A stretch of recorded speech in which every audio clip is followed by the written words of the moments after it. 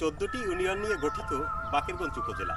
যদিও এই উপজেলায় তেমন কোনো দর্শনীয় স্থান নেই, তবে প্রাকৃতিকভাবেই গড়ে উঠেছে বাকেরগঞ্জের তুলাতলির তীরে এই ভেরিবাঁধটি, যেখানে এক প্রকৃতির অপরূপ সৌন্দর্য ফুটে ওঠে সকাল, বিকাল এবং সন্ধ্যায়। আপনারা দেখতে পাচ্ছেন এটি বর্তমানে ডেভেলপমেন্টের কাজ চলছে বা উন্নয়নের কাজ চলছে।